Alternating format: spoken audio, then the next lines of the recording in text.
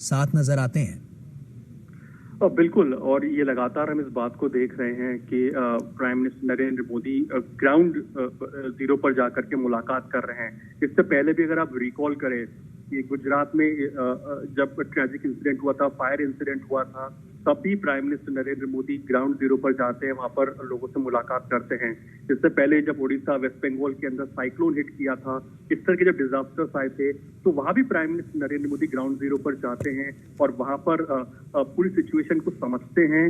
जो लोग इम्पैक्ट हुए हैं उन फैमिली से, उन लोगों से बातचीत करते हैं। तो ये प्राइम मिनिस्टर नरेंद्र मोदी का एक वर्किंग स्टाइल है कि वो यहाँ दिल्ली में बैठ करके प्रेजेंटेशंस ही नहीं देखते हैं या फिर ब्रीफ नहीं लेते हैं, लेकिन जो ब्रीफ उनको मिला है उसको ग्राउंड लेवल पर जाकर के उसको देखते हैं, समझते हैं। और जाहिर सी बात है जो एक सेंसिटिव सिचुएशन इस समय पर हम लोग देख रहे हैं अपने सामने, जो ट्रैजिक इंसिडेंट जो हुआ है, वहां पर जो अल्टीमेट जो एक जिसको इम्पैक्ट होता है, जो एक आम आदमी होता है, आम जन होता है, उनसे डायरेक्टली इंटरेक्ट कर रहे हैं। और ये बहुत बड़ी बात होती है जब देश की टॉप लीडरशिप जब ग्राउंड जीरो पर आपके साथ में खड़ी होती है, चाहे जो तमाम स्टेक होल्डर्स हो जो कि रेस्क्यू एंड रिलीफ ऑपरेशन में इस समय पर मौजूद हैं, उनको तो एक सपोर्ट, एक मोरल बूस्टर तो मिलता ही है कि वो वहां पर आए हैं और एक तरह से देश की टॉप लीडरशिप के सामने आप देखेंगे कि वो रेस्क्यू रिलीफ ऑपरेशन को अंजाम दे रहे, तो उनका तो मोरल बूस्ट होता ही होता है। लेकिन जो लोगों ने अपने परिजनों को खो दिया या जिनके परिजन घायल हो गए हैं, उन लोग को काफी संबल प्रदान होता है, बहुत सपोर्ट मिलता है, एक इमोशनल सपोर्ट बहुत मायने रखती है ऐसे समय में, क्योंकि हम जानते हैं कि ये वो समय होता है जिन लोगों ने अपने करीबियों को खो दिया इस इंसिडेंट के अंदर। वहां पर अगर देश की टॉप लीडरशिप आपसे आके मिल रही है, आपसे बातचीत कर रही है, कि इमोशनल सपोर्ट आपको देने की कोशिश कर रही है, तो ये एक बड़ी बात होती है, एक बड़ा जेस्चर होता है। फाइनेंशियल ठीक है अरुण, आपको रोकना चाहूंगा। अब बता दें अपने दर्शकों को कि बालासोर के अस्पताल में रेल दुर्घटना में घायल हुए लोगों से प्रधानमंत्री मोदी ने मुलाकात की, जिसकी तस्वीरें आपके सामने हैं, और उनका हालचाल जाना। वहीं घायलों से मुलाकात के बाद प्रधानमंत्री मोदी ने क्या कुछ कहा, आइए देखते हैं। कल शाम को एक भयंकर हादसा हुआ। असह्य वेदना में अनुभव कर रहा हूं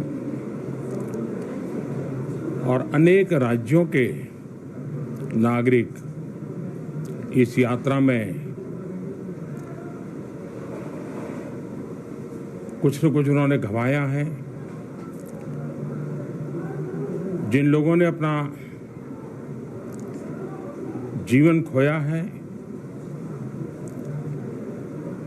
ये बहुत बड़ा दर्दनाक और वेदना से भी परे मन को विचलित करने वाला। जिन परिवारजनों को इंजरी हुई है,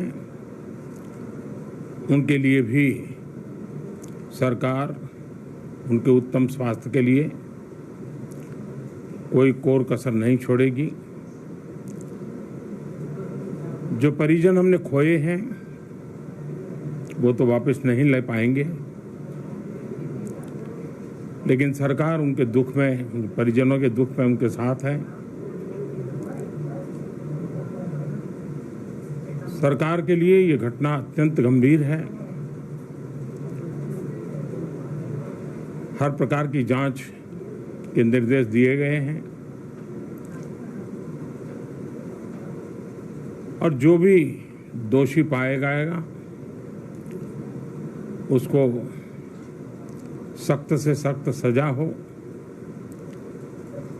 उसे बख्शा नहीं जाएगा।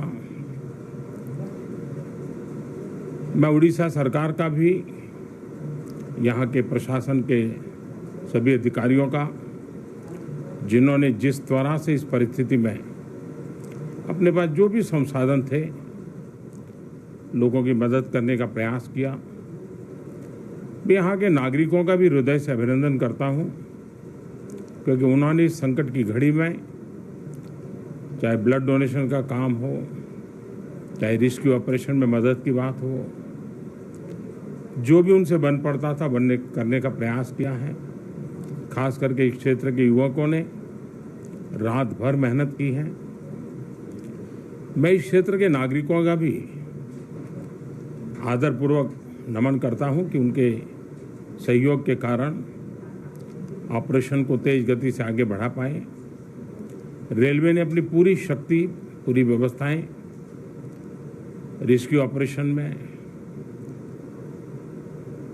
आगे रिलीफ के लिए और जल्द से जल्द ट्रैक रिस्टोर हो, यातायात का काम तेज गति से फिर से आए, इन तीनों दृष्टि से सुविचारित रूप से प्रयास आगे बढ़ाया है। लेकिन एक दुख की घड़ी में मैं आज स्थान पर जाकर के सारी चीजों को देख करके आया हूं। अस्पताल में भी जो घायल नागरिक थे उनसे मैंने बात की है। मेरे पास शब्द नहीं है इस वेदना को प्रकट करने के लिए, लेकिन परमात्मा हम सबको शक्ति दे कि हम जल्द से जल्द इस दुख की घड़ी से निकले। मुझे पूरा विश्वास है कि हम इन घटनाओं से भी बहुत कुछ सीखेंगे और अपनी व्यवस्थाओं को भी और जितना नागरिकों की रक्षा को प्राथमिकता देते हुए आगे बढ़ाएंगे। दुख की घड़ी है, हम सब प्रार्थना करें इन परिजनों के लिए। तो प्रधानमंत्री नरेंद्र मोदी को आप सुन